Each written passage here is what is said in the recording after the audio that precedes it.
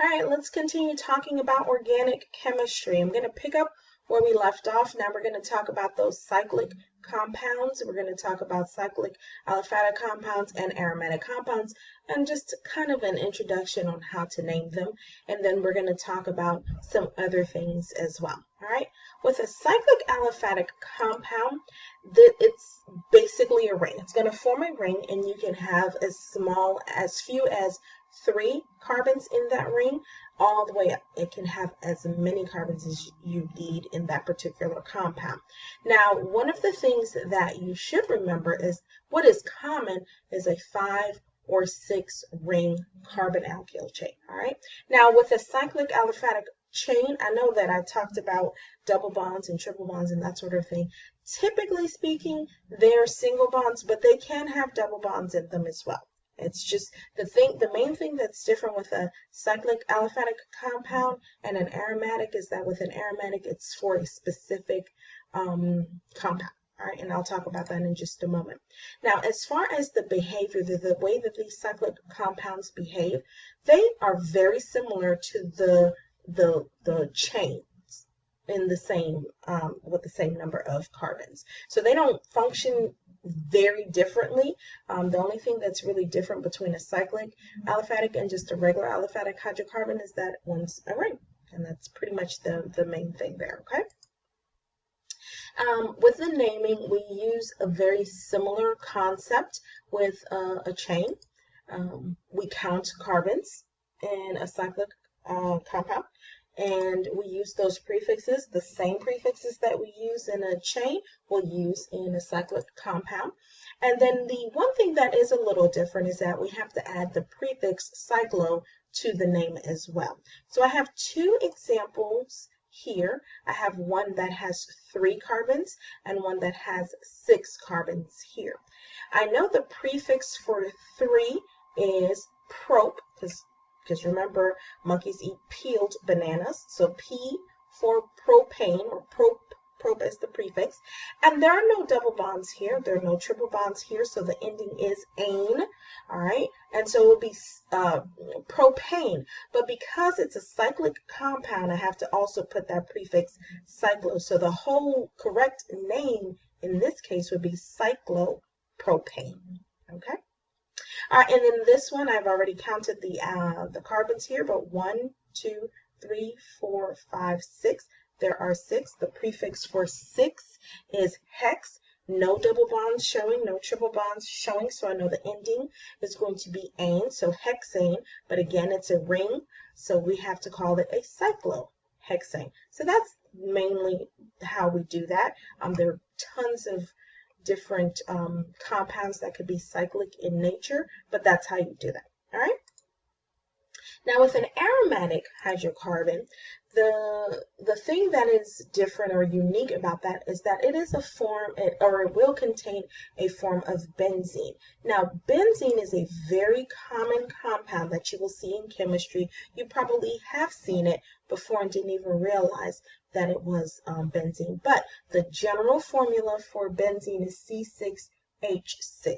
Now, what makes an aromatic compound different or unique to a cyclic aliphatic compound, and I talked about this in a previous lesson, is that those electrons that can form those double bonds, I said that they're alternating single, double, single, double, single, double. That's one of the main things, but most importantly, those electrons in that compound are actually delocalized. So here's a picture of the same compound, one showing the hydrogens, one is not.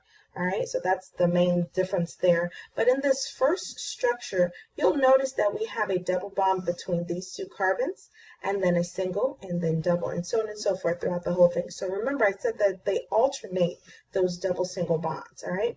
Now, when we say something is delocalized, these electrons can move from here, and this line represents a pair of electrons, to here. Right? And it's constantly doing that. So sometimes you'll see the same structure, but instead of lines, it's a circle. It means the same thing, and that represents that those electrons are in constant motion around that structure.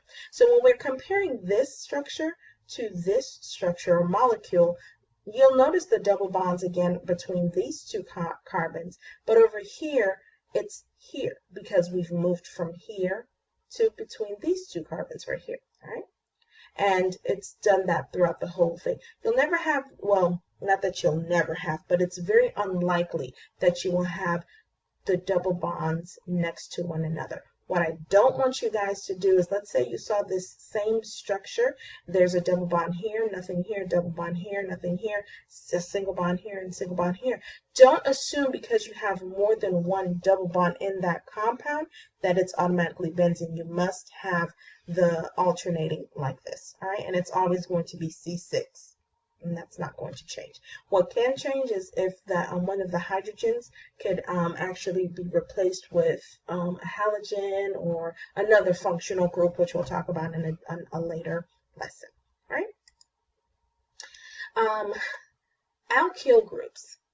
Now, an alkyl group is basically what we've already talked about, but it has one hydrogen fewer than what it would in its parent chain. So remember we talked about the different types of alkanes. It can have one carbon chain all the way up, and I only went up to 10, of course, but 10 carbons in that. And if we were to do the formula, the general formula where CN H2N plus 2, it would be plus 1. So that's kind of how you know that we've lost a hydrogen. All right, and so typically speaking, when you have that alkyl group, it makes that compound polar, and so is that particular alkyl group. It is actually polar as well, or non-polar, excuse me. But most of what we're talking about in this chapter, it's nonpolar anyway. All right, so I have two examples here. This one's pretty much the same thing, just without as many, without the two extra alkyl groups. All right, so the parent chain is in blue, and you can see where the different highlighted colors, the yellow, green, and red, or pink, or whatever color that is, those are the alkyl groups. Now, this is saying that this is a one carbon that's bonded to this parent chain that's in blue.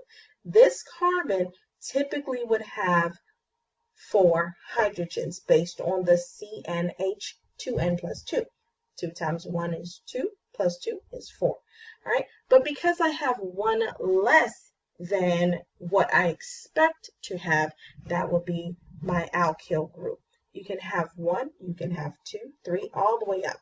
It just really depends, well, not all the way up, but it just really depends on what else is happening there, all right? So that's basically what an alkyl group is.